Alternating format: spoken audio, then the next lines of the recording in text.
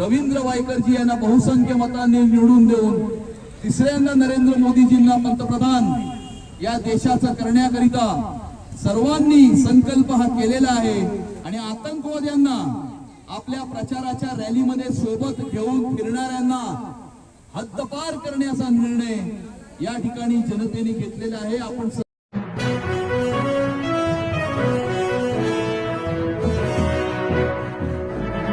माहितीचे उत्तर पश्चिम लोकसभा मतदारसंघ निवडणूक प्रमुख आमदार अमित साटम यांनी आंबोलीमध्ये केला घराघरात प्रचार। लोकसभा निवडणुकीच्या प्रचाराच्या शेवटच्या टप्प्यात आता उमेदवार व त्यांचे प्रतिनिधी घराघरात प्रचार करत असल्याचे पाहायला मिळत आहे। अंधेरी पश्चिम विधानसभा आमदार व लोकसभा निवडणूक प्रमुख आमदार अमित साटम यांनी आंबोलीमधील नवदुर्गा महाकाली मातेचा आशीर्वाद घेऊन प्रचाराची सुरुवात केली। आंबोली धाकुसेट पाड्यामधील प्रत्येक गल्लीत आणि गल्लीमधील प्रत्येक घराघरात आमदार अमित साटम यांनी प्रचार केला। यावेळी मोठ्या संख्येने भाजपा, मनसे, शिवसेनेने कार्यकर्ते प्रचार फेरीमध्ये उपस्थित होते। तर आंबोलीमधील सीझर रोड आणि प्रचार फेरीचा शेवट झाल्यानंतर कार्यकर्त्यांना संबोधित केले। पाहूया काय म्हणाले आमदार अमित साटम।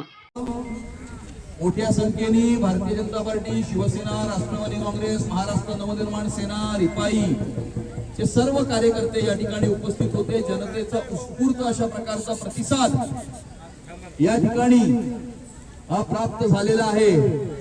आणि जागोजागी आपण बघितलं लोकांच्या घरावर जबरदस्तीने कशा प्रकारे स्टिकर काही लोकांनी लावलेले आहेत।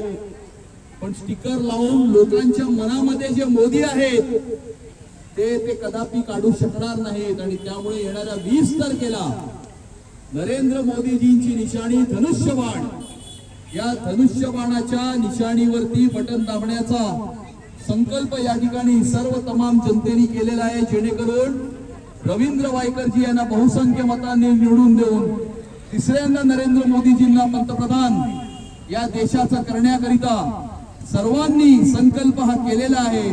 आणि जनतेने दिलेला उत्स्फूर्त अशा प्रकारचा प्रतिसाद तीच गोष्ट आपल्याला या ठिकाणी दाखवते। आणि आतंकवाद्यांना आपल्या प्रचाराच्या रॅलीमध्ये सोबत घेऊन फिरणाऱ्यांना हद्दपार करण्याचा निर्णय या ठिकाणी जनतेने घेतलेला आहे। आपण सर्व एवढ्या मोठ्या संख्येने या ठिकाणी उपस्थित झालात त्याबाबत आपल्या सर्वांचे मनापासून धन्यवाद। जय हिंद, जय महाराष्ट्र, भारत माता की जय।